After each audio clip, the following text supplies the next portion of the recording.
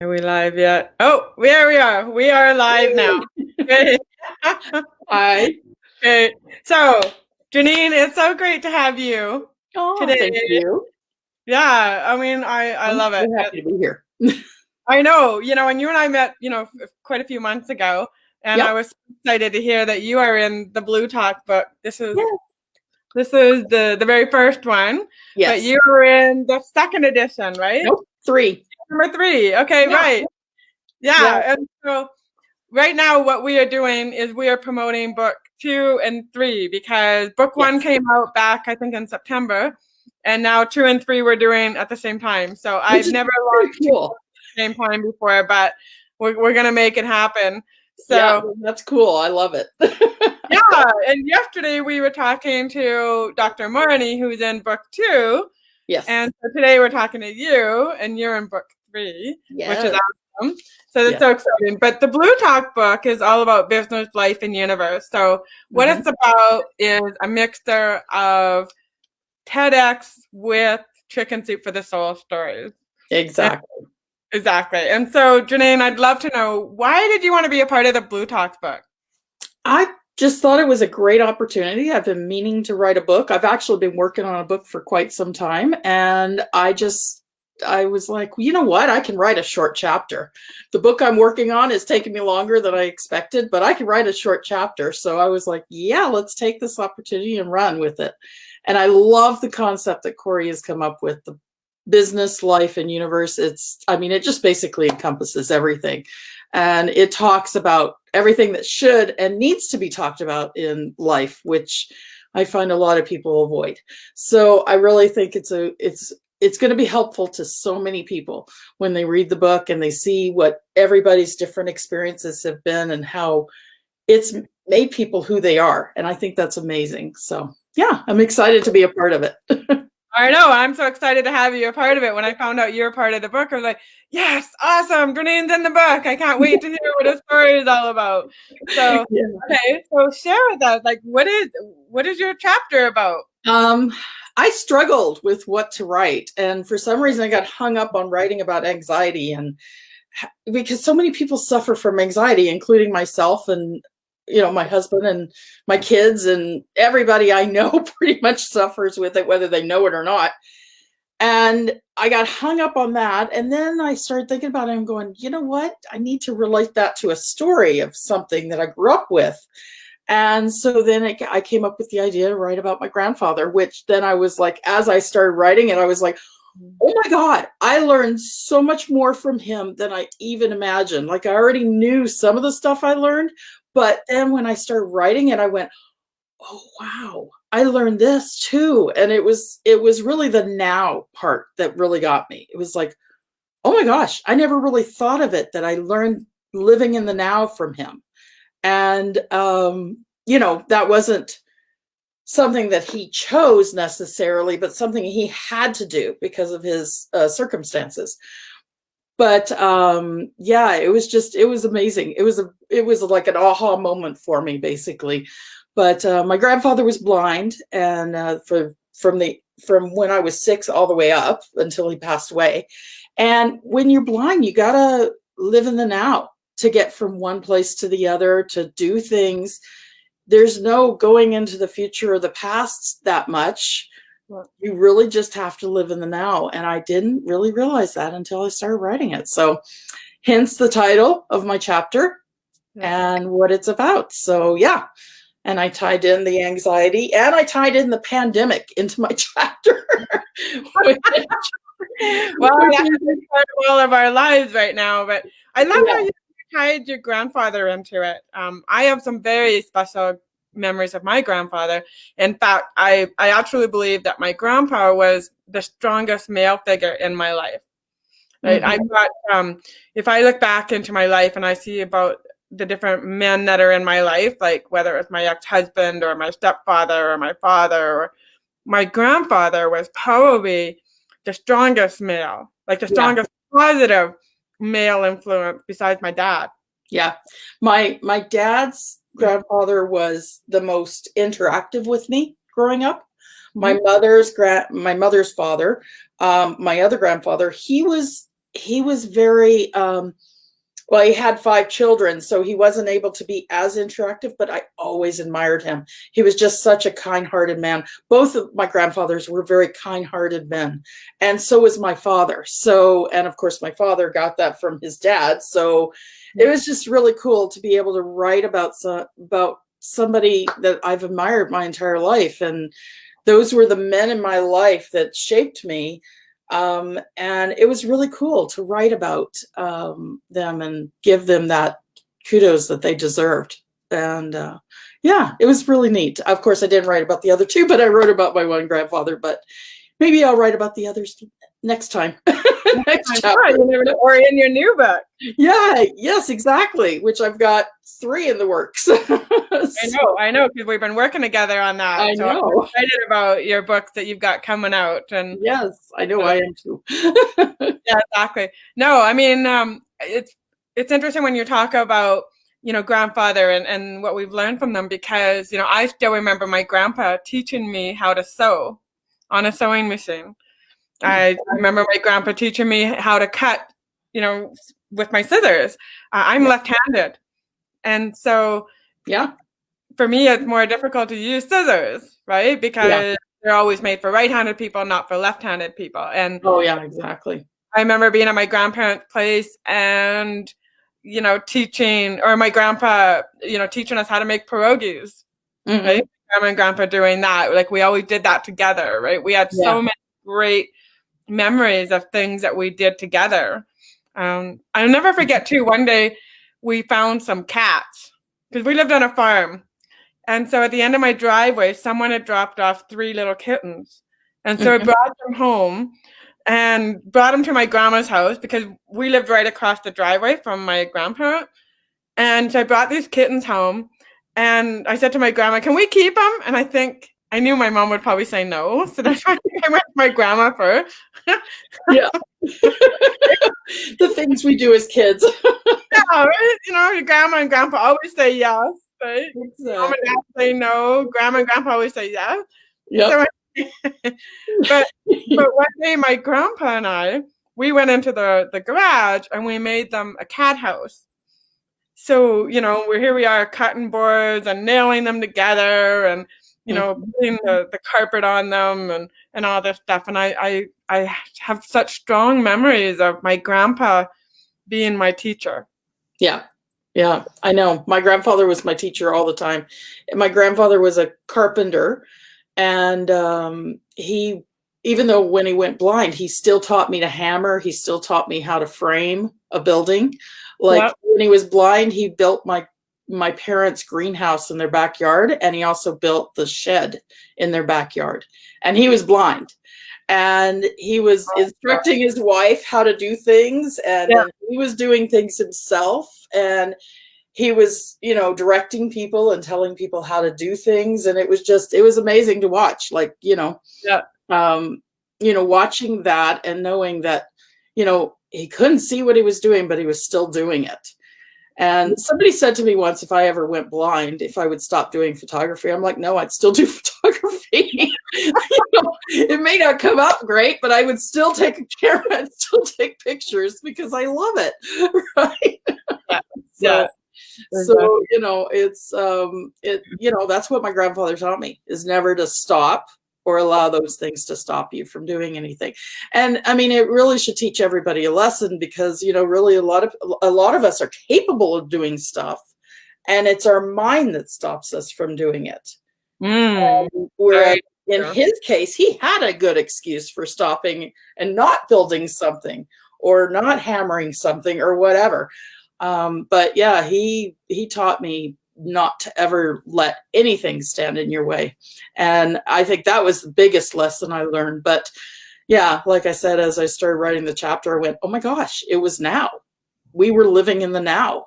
We were going with things as they happen. So it was amazing. It was an amazing experience. And he just, he played with me still as a child, like, and we played dominoes against each other because he could feel the actual dominoes and stuff. Yep. And so it was just really a neat experience to grow up with him and, have him interested in me as a kid. And I think that's the other lesson is, kids just want our time, want to spend time with us. They don't care about the things. They don't care about anything but just being with us. And, that's another lesson that I didn't include in the book, I don't think. But I think it was exactly. I have fond memories of sitting on my grandpa's lap and his big easy boy chair eating cookies with him. Yeah. Yeah. And it didn't matter that we had crumbs everywhere. It was just all about, just having that quality time. Yeah. It's amazing how that little bit of time can make such a big difference in a child's life. And so anyway, it was really cool. It was a neat experience. And so when I started writing about it, I was like, oh my gosh, this is so cool to have this story to write about, because, it was, I really struggled with writing that chapter. I think, as I think I talked to you once or twice about it. And, it was neat when I came up with the idea of, oh my gosh, let's honor my grandfather and write about him. So it was really cool. Well, I think what happens when people write is that a lot of times they overthink things. That's one thing they do. And the other thing is they think that's not good enough. Yes. What they're writing. Yes, exactly. And they think the other thing is, well, who's going to enjoy this? Yeah. Yeah. Right? And I love that you wrote about your grandfather for a couple of reasons, because, I have very fond memories of my grandpa. And, and the other reason is because, being blind, me being a burn survivor, I get that asked. Oh, I don't get a lot of time, but people have asked me, you go out in public like that? Oh, that's sweet. Like, well, what am I supposed to do? Yeah, exactly. Right? People are just so, I don't know. I can say things I shouldn't say. Anyway. I know, exactly, right? Like some people are shocked that I wear a bathing suit. Right? And it's like, I know, it's crazy, right? But I think because people have this expectation that we need to be flawless and that we need to be perfect. Yeah. Right? I'm praying for the day, and I don't pray, and I rarely use that word. I'm spiritual, but that's one word I try to avoid to use, but I'm just hoping for the day when people recognize each other for them as an individual and honor that and love that about somebody and show the love to each other, no matter how somebody looks. And stop using the superficial of looking on people on the outside and look at the inside and look at their heart. And I can't wait for the day when that starts to happen, when people wake up to doing that. Yeah.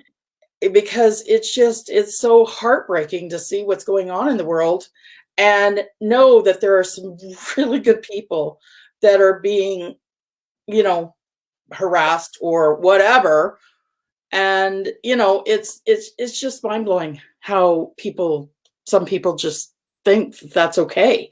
And I don't get it. I don't get it. I just can't wait for compassion and love to come into the world, because that's what this world needs. Exactly. And in fact, actually, I think it was last February, I dated a guy that was almost blind. And so that's another reason why I'm so, passionate about, your grandpa's story, is because it's fascinating to watch how people can adapt. Yes, I know, right? And I mean, he went blind as an adult. He didn't go blind as a child. So yeah, so had to adapt, and just come to terms with it. I mean, he had a degenerative disease that, caused his blindness, which I have to be careful about as well. But yeah, that's, so he went blind as an adult and had to learn and adapt to that. And I mean, he was a farmer and a carpenter. And I always thought to myself, well, he's kind of similar to the way Jesus was in a lot of ways, I'm like, wow, because Jesus was a carpenter as far as I remember. So yeah, exactly. That's so cool. Yeah, it was very cool. But yeah, he was amazing, and he built some really cool stuff. Like and then my dad went on to become an engineer.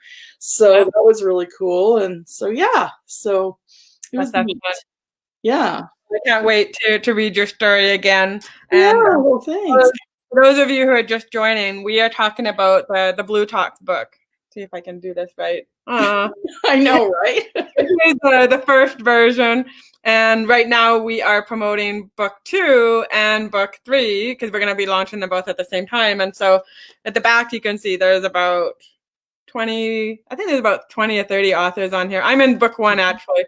And so what we're doing is we're promoting that you can buy the books individually, or you can buy a whole box set where you can get all 3, or you can just buy book 2 and 3. And that's what I did. I bought all 3. Oh, you can have all 3, right? Like, yeah, I wanted to buy book 1, and I kept meaning to, and then when I saw the offer of buying all 3, I went, I'm buying all 3. I know, like it's super like inexpensive, right? Like when Corey and I were talking about how much to charge, we're just like, let's make it a no-brainer. So they get all 3 books for like $36 or something like that.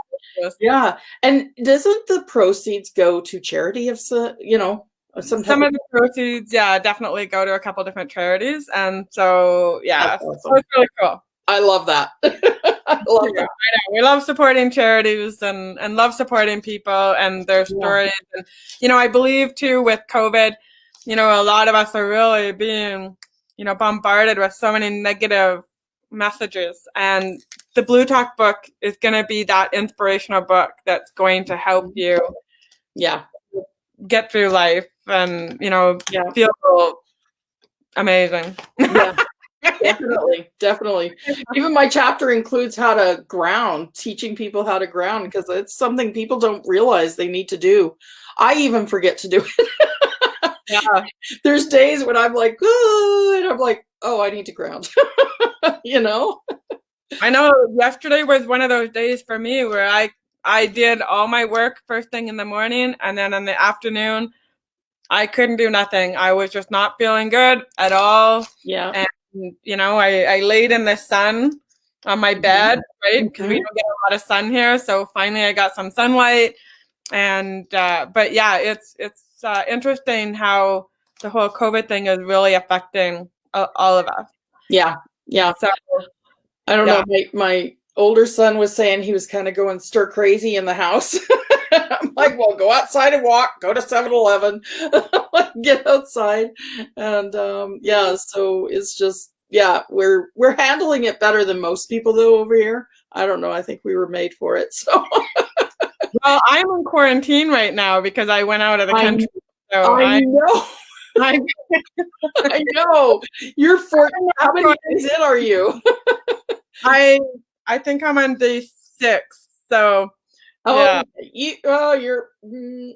getting there. I'm about halfway through, so I think that's another reason why yesterday was such a challenging day for me.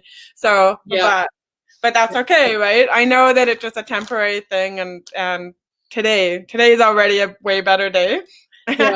I think we better take your online shopping away or maybe I need to do some online shopping because you're gonna have like boxes and boxes. I'm gonna send you that image of like the Amazon post with all the boxes in front of the house because that's what's gonna happen to you. Exactly, I know. And I just turned off my computer and did nothing after about noon yesterday. I just did the bare minimum. That was it because I was just in that kind of a funk where it just nothing was working for me. So it was just better. I know. It's crazy because there's been a few times where I've been like anxious and going, what can I do? What can I do? Okay, I'm bored. What can I do now? I know. And one of my ex-boyfriends actually texted me last night and he said some things and asked me how I'm doing. I said, I'm really not doing very good right now. And so he said some things and I said, okay, thank you for the compliment. Thank you for trying to cheer me up, Yeah, exactly. I the other day I pulled out a deck of cards and played solitaire. I was like okay. Good. So it's good. We're talking about, some of these perseverance tools, right? Yeah. Like That's important too.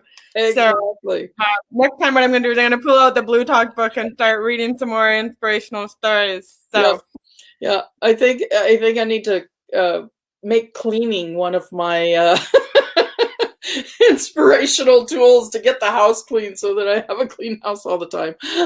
Oh yeah, that too. Right. There you go.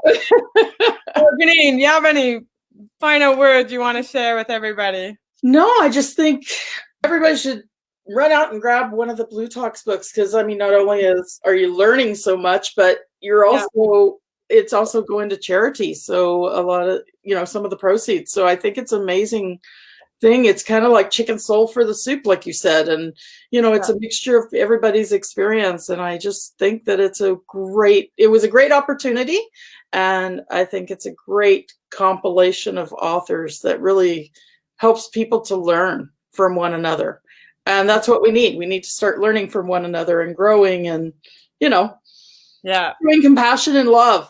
That's what we need. And stay away from all the negative stuff that's going on with COVID and start being inspired by the authors of the bLU Talk book. Yeah, so, I'm not even turning on the news. I don't watch the news anymore. I used to be a news junkie, and now it's like, nope.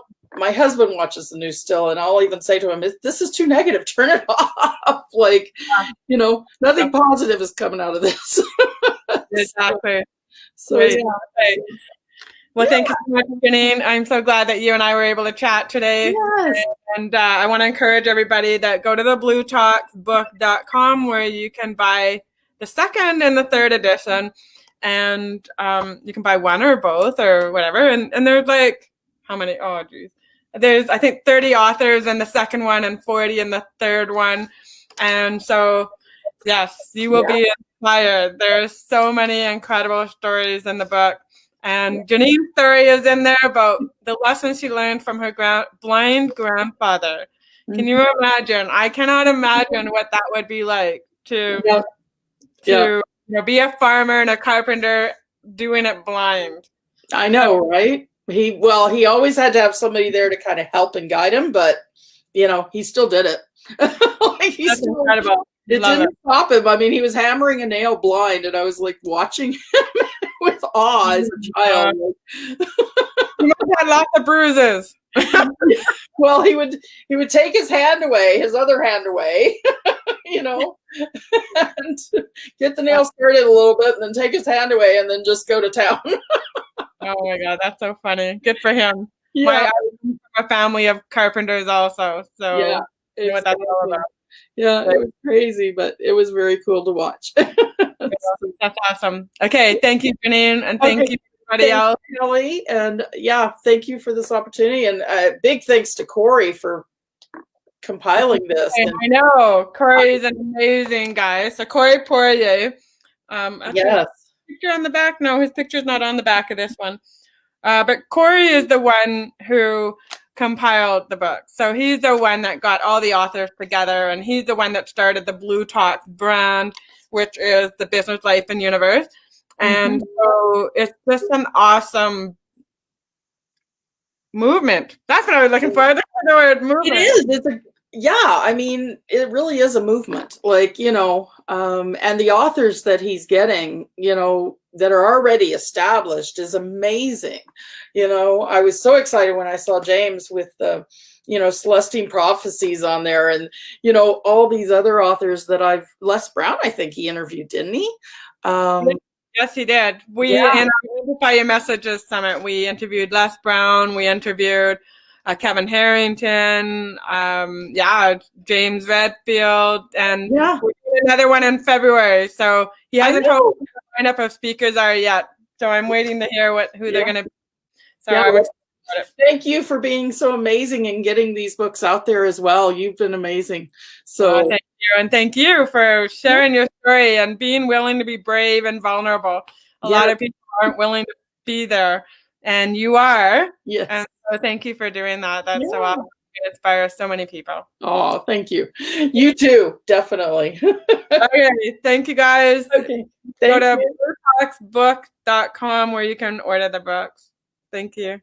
Okay, thanks.